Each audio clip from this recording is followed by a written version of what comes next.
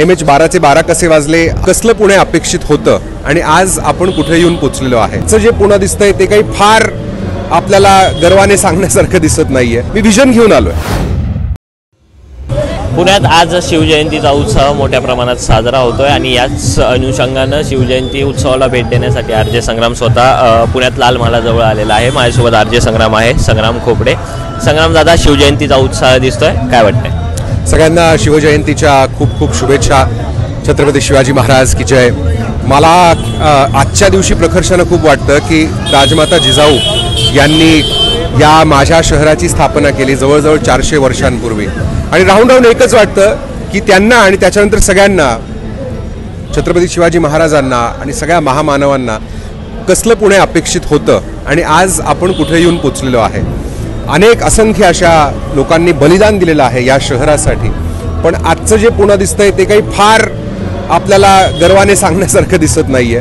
आणि म्हणून मला असं वाटतं की या दिवशी आपण पुन्हा एकदा प्रण करूया की या पुण्याला जी एकेकाळी सांस्कृतिक आणि राजकीय राजधानी होती, फक्त महाराष्ट्राची नाही, भारताची नाही, तर या भारतीय उपखंडाची, आजच्या दिवस आपण प्रण करूया की ते जे तो जो आपला इतिहास आहे त्याला साजेसं आपण आज काय करतोय, पुढच्या येणाऱ्या 5, 10, 15, 20, 50 वर्षाची आखणी कशी करतोय याचा विचार आपण केला पाहिजे. नक्कीच आजच्या दिवशी नवपुणे घडवण्याचा प्रयत्न करूयात असं तू म्हणालास. त्यासाठी प्रत्यक्ष राजकारणात उतरण्याची आजकाल गरज लागते आणि तू लोकसभेसाठी तयारी करतोय.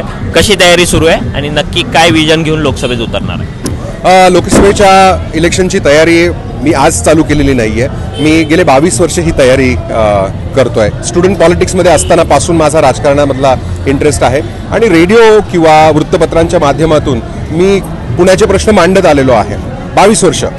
पण गेले वर्षभर मी बसून पुण्याचा अभ्यास केलाय आणि एक पुणे मॉडेल फॉर गव्हर्नन्सची मांडणी केलेली आहे. MH12 चे 12 कसे वाजले असा प्रश्न मी सगळ्यांना विचारतोय. आणि हे जे काही सगळं आपल्याला दिसतंय, प्रचंड ट्रॅफिक दिसतंय, घाण दिसतेय, प्रदूषण आहे, पाण्याचे प्रॉब्लेम्स आहेत, प्रॉब्लेम्स आहेत, याच्यावर सोल्युशन काय आहे हे सुद्धा मी मांडलेलं आहे पुणे मॉडेल फॉर गव्हर्नन्स या नावाखाली. त्यामुळे माझी तयारी म्हणजे टिपिकल इलेक्शनची तयारी म्हणतो तशी नाही आहे. मी विजन घेऊन आलो आहे की पुण्यात काय आपण केलं पाहिजे, ते कसं केलं पाहिजे, ते कसं इम्प्लिमेंट झालं पाहिजे आणि आपल्याला काय काय बदल करावे लागणार आहेत.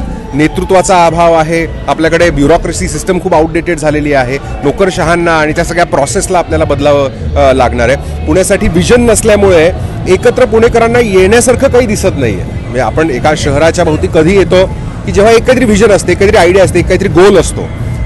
दुसरा एक प्रकार असतो की एक कुठला तरी शत्रू निवडला तर लोक एकत्र येतात, पण ते फारच निगेटिव्ह झालं. शत्रू निवडायच्या ऐवजी मी म्हणतोय नवीन विजन आपण मांडूया आणि पुढच्या पिढ्यांना असं वाटेल की जसं आपल्याला, म्हणजे मला जो अभिमान आहे माझ्या आधीच्या सगळ्या पिढ्यांचा आणि आज शिवजयंती निमित्त तर जास्तच, तर आपल्या पुढच्या पिढ्यांना सुद्धा आपला अभिमान वाटेल असं काहीतरी करणं अत्यंत गरजेचं आहे. तो माझा इलेक्शनचा प्लॅन आहे. ओके, नक्कीच. त्यामुळे राजमाता जिजाऊंनी जो विजन घेऊन पुण्याची स्थापना केली, पुण्याचं पुनर्वसन केलं, त्याच एक नवीन विजन घेऊन आजपासून नवीन पुणे घडवण्याचा प्रयत्न संग्राम तुपटे यांनी केलेला आहे. कॅमेरामन रोहित वनकट्टेसह मी Pranav Damale, for the people news, Pune.